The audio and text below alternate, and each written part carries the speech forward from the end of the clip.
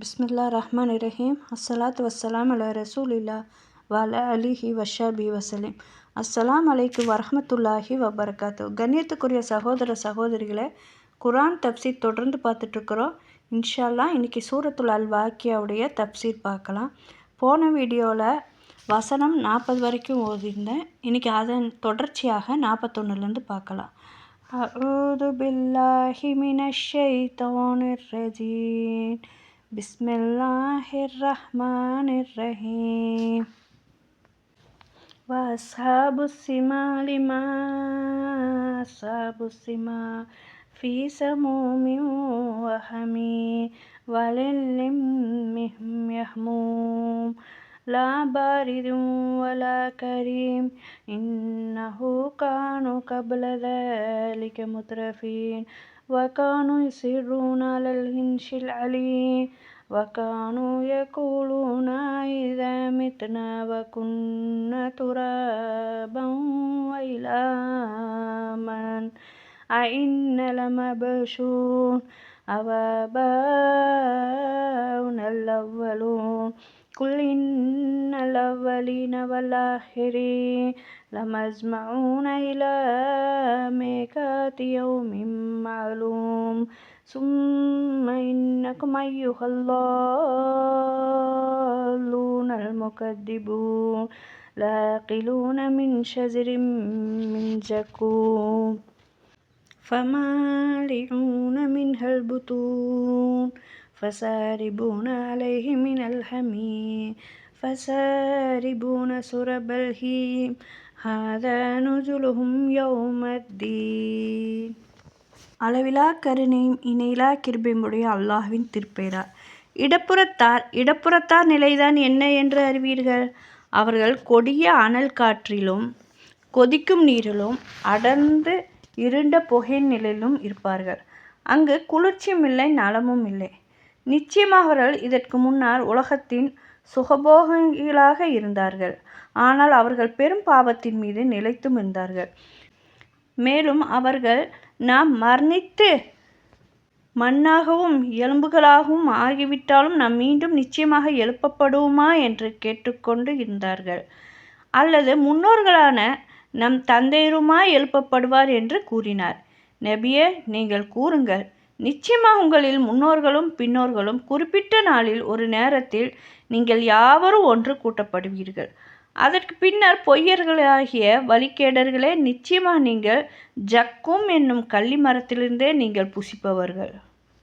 ஆகவே அதை கொண்டே வயிர்களை நிரப்புபவர்கள். அப்பால் அதன் மேல் கொதிக்கும் நீரை குடிப்பீர்கள். பின்னர் தாகமுள்ள ஒட்டகை குடிப்பது போல் குடிப்பீர்கள். இதுதான் நியாய தீர்ப்பு நாளின் அவர்களுக்கு விருந்தாகும். அல்லாஹ் இதற்கு முன் உள்ள வசனத்தில் வலப்புறத்தாரின் நிலையை பற்றி குறிப்பிட்டு, அதற்கு பிறகு இந்த வசனங்களில் இடப்புறத்தாரின் நிலையை பற்றி அவன் குறிப்பிடுகிறார். வஅஸ்ஹாபுஸ் ஸிமாலி மா அஸ்ஹாபுஸ் ஸிமால். இடப்புறத்தார் எப்படிப்பட்டவர்கள்? இதன் பொருள் இடப்புறத்தாரின் நிலை என்ன என்பதாகும். பிறகு அல்லாஹ் தன் கூற்றை விளக்கி சொல்கிறார். ஃபீ ஸமூமின், சமூமில் இருப்பார்கள், அதாவது கடுமையாக வீசும் அனல் காற்றில். வ ஹமீமிம், மற்றும் ஹமீமில், அதாவது கொதிக்கும் நீரிலோ. வலில்லிம் மின் யஹ்மூம், மேலும் யஹ்மூமின் நிழலில். இப்னு அப்பாஸ் ரலியல்லாஹு அன்ஹு, முஜாஹித் ரலியல்லாஹு அன்ஹு, இக்ரிமா ரலியல்லாஹு அவங்க பலரின் கூற்றுப்படி புகையின் நிழலாகும். இதே போன்ற ஒரு கூற்றில் அல்லாஹ் சொல்கிறான், நீங்கள் எதை பொய்யாக்கி கொண்டிருந்தீர்களோ அதன் பால் செல்லுங்கள், 3 கிளைகளுடைய நிழலில் பால் செல்லுங்கள். அது நிழல் தருவதும் இல்லை, நெருப்பின் கொழுந்து விட்டியும் சுவாலையிலிருந்து காப்பதும் அல்ல. நிச்சயமாக அது கோட்டைகளைப் போன்று நெருப்பு பொறிகளை கக்கும். அவை மஞ்சள் நிற ஒட்டகங்களைப் போல் அல்லது கயிற்றுகளின் கட்டுகளைப் போல இருக்கும். அந்த நாளில் பொய்யர்களுக்கு கேடுதான். அல்லாஹ் 77 29வது வசனத்திலையும் 34லையும் சொல்கிறார். இந்த ஆயத்தில் அல்லாஹ் சொல்கிறான், வலில்லிம் மின் யஹ்மூம், மேலும் யஹ்மூமில் நிழலில், அதாவது கரும் புகையில். லா பாரிதுன் வலா கரீம், பாரிதாகவும் இல்லை, கரீமாகவும் இல்லை, அதாவது அது மென்மையான குளிர்ச்சியான காற்றை கொண்டும் வராது அல்லது தெளிவாக தோன்றாது. இன்னஹும் கானு கபுல தாலிக முத்ரஃபீன். நிச்சயமாக இதற்கு முன்பு அவர்கள் ஆடம்பரத்தில் மூழ்கியிருந்தனர்கள். அதாவது இவ்வுலக வாழ்வின் அவர்கள் வாழ்க்கையின் இன்பங்களை அனுபவித்து தங்கள் ஆசைகளை திருப்திப்படுத்தி கொண்டிருந்தார்கள். அதே சமயம் தூதர்கள் தங்களிடம் கொண்டு வந்ததை அவர்கள் புறக்கணித்தார்கள். வகானு யசிர்ரூன். மேலும் அவர்கள் விடாப்பிடியாக இருந்தார்கள். அதாவது அவர்கள் விடாப்பிடியாக இருந்தார்கள். மேலும் பாவ மன்னிப்பு கோர விரும்பவில்லை. அலல் ஹின்ஷின் அலி. பெரும் பாவத்தின் அல்லாஹை நிராகரிப்பதிலும் அல்லாஹை தவிர சிலைகளுக்கு போட்டியாளர்களும் கடவுள்களும் என்று உரிமை கோருவதிலும் இப்னு அப்பாஸ் ரலியல்லாஹு அவங்க சொல்கிறாங்க, இதன் பொருள் சிலை வணக்கம் என்பதாகும். அல்லாஹ் சொல்கிறான், வகானு யகூலூன இது மித்னா வகுன்ன துராபம் வைலாமன் அவின்ன லமபஷூன வபாவுனல் அவ்வலூன். மேலும் அவர்கள் கூறிக்கொண்டிருந்தார்கள், நாங்கள் இறந்து மண்ணாகவும் எலும்புகளாகவும் ஆகிவிட்டால் பிறகு நாங்கள் நிச்சயமாக உயிர்த்தெழுப்பப்படுவோமா? எங்கள் முன்னோர்களும் அவ்வாறே உயிர்த்தெழுந்த ஒருபோதும் நிகழாது என்ற எண்ணத்தை மறுத்தும் நிராகரித்தும் அவர்கள் இவ்வாறு கூறினார்கள். எல்லாம் வல்ல அல்லாஹ் சொல்றான், குல் இன்னல் அவ்வலீன வல்லாஹிரீன லமஜ்மூன இலா மீகாத்தி யௌமின் மஅலூம். கூறுவீராக, ஆம் நிச்சயமாக முற்காலத்தவர்களும் பிற்காலத்தவர்களும் அனைவரும் நிச்சயமாக ஒரு குறிப்பிட்ட நாளின் குறித்த சந்திப்பிற்காக ஒன்று திரட்டப்படுவார்கள். இதன் பொருள், முகமதே கூறுவீராக, ஆதமின் பிள்ளைகளின் முந்தைய மற்றும் பிந்தைய தலைமுறையினர் உயிர்த்தெழுதல் நாளுக்காக ஒன்று திரட்டப்படுவார்கள். அவர்களின் எவரும் விடுபட மாட்டார்கள். அல்லாஹ் சொல்றான்,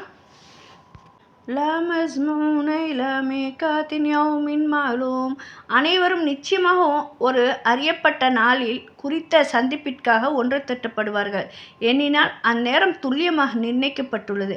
மேலும் அது தாமதமாகவோ முன்கூட்டியோ வராது, அதிகரிக்கவோ அல்லது குறையவோ செய்யாது.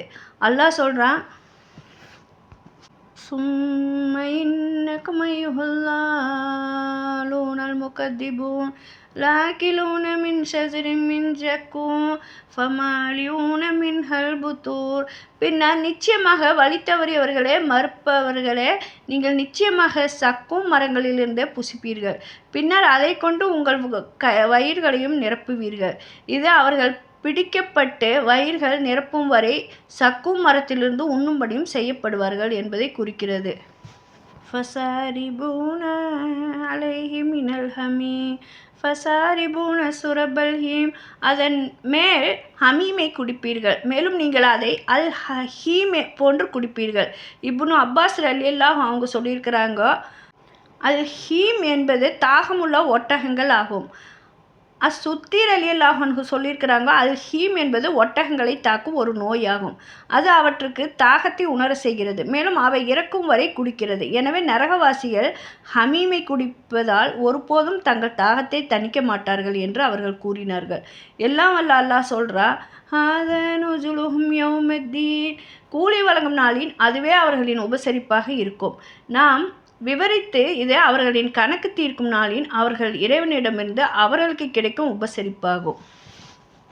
அதுக்கு அடுத்த வசனத்தில் உயிர் தெழுதல் நிகழும் என்று அல்லாஹ் உறுதிப்படுத்துகிறார். அதை மறுக்கும் வழிகட்ட நாத்திரிகைகளை மறுக்கிறார். அவர்கள் கூறினார்கள்,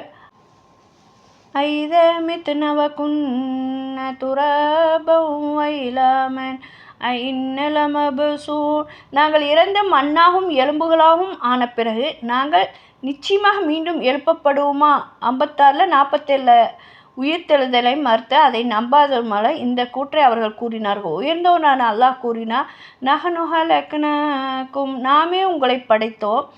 அதாவது நீங்கள் ஒன்றுமில்லாமல் இருந்த பிறகு நாமே உங்களை படைத்தோம். எனவே படைப்பை துவக்க ஆற்றல் பெற்றவன், அதை மீண்டும் கொண்டு வர மேலும் ஆற்றல் பெற்றவன் அல்லவா?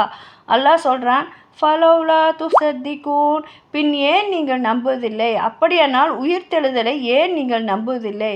பிறகு அல்லாஹ் உயிர்த்தெழுதல் நிகழும் என்பதற்கான ஆதாரத்தை முன்வைத்து கூறுகிறார். அஃபரைத்தும் மா தும்னூன் அன்தும் தஹ்லகூனஹும் அம் நஹ்னுல் ஹாலிகூன். நீங்கள் செலுத்தும் விந்தணுவை நீங்கள் கவனிக்கவில்லையா? அதை நீங்களா படைக்கிறீர்கள் அல்லது நாம படைப்பவன்? அதாவது நீங்கள் தான் அந்த விந்தணுவை கர்ப்பப்பையில் நிலை பெறச் செய்து அதிலிருந்து படிப்படியாக உயிரை உருவாக்குகிறீர்களா அல்லது அல்லாஹ்வா? இவை அனைத்தும் செய்பவன் அல்லாஹ் சொல்றார், நஹ்னு கத்தர்னா பைனகுமுல் மௌத், உங்களுக்கிடையில் மரணத்தை நாமே நிர்ணயித்துள்ளோம். அதாவது உங்களுக்கிடையில் மரணத்தை நாம் ஏற்படுத்தினோம். அத்தஹாக் அவர்கள் கருத்துரைத்தார்கள், அல்லாஹ் வானங்கள் மற்றும் பூமியின் வசிப்பவர்களை மரணத்தை பொறுத்தவரை சமமாக்கினான். அல்லாஹ் சொல்றான், வமா நஹ்னு பிமஸ்பூகீன், மேலும் நாம் ஆற்றலற்றவர்கள் அல்ல. அதாவது நாம் ஒருபோதும் ஆற்றலற்றவர்கள் அல்ல. அலா நுபத்தில அம்சாலக்கும், உங்கள் உருவத்தை மாற்றுவதற்கு, அதாவது மறுமை நாளில் உங்கள் தற்போதைய வடிவங்களை மாற்றுவதற்கு. வனுன்ஷியனக்கும் ஃபீமா லா தஅலமூன், மேலும் நீங்கள் அறியாத ஒன்றில் உங்களை உருவாக்கவும், அதாவது நீங்கள் அறியாத வடிவங்களில் உருவாக்கியலும் உயர்ந்தவனாக அல்லாஹ் கூறுகிறான். வலகத் அலிம்துமுன் நஷ்அத்தல் ஊலா ஃபலௌலா தذكرون, மேலும் நிச்சயமாக முதல் படைப்பை நீங்கள் ஏற்கனவே அறிந்திருக்கிறீர்கள், பின் ஏன் நீங்கள் நினைவு கூறுவதில்லை? அதாவது நீங்கள் ஒன்றுமில்லாமல் இருந்த பிறகு அல்லாஹ் உங்களை படைத்தான் என்பதை நீங்கள் அறிவீர்கள். அவன் உங்களை படைத்து உங்களுக்கு கேட்கும் திறனையும் பார்வையும் இதயங்களையும் கொடுத்தான். அப்படி இருக்க ஆரம்பத்தில் உங்களை படைக்க ஆற்றல் பெற்றவன் உங்களை மீண்டும் கொண்டு வரவும் புதிய வாழ்க்கைக்கு உயிர் தெழுப்பவும் அதிகம் ஆற்றல் பெற்றவன் என்பதை நீங்கள் நினைவு கூர்ந்து படிப்பினை பெற மாட்டீர்களா? சூரத்துல் அல் வாக்கியாவுடைய தஃப்சீரு வசனம் 62 வரைக்கும் பார்த்தோம். இன்ஷா அல்லாஹ் இதன் தொடர்ச்சி அடுத்த வீடியோவில் பார்க்கலாம். அஸ்ஸலாமு அலைக்கும் வரஹ்மத்துல்லாஹி வபரகாத்துஹு.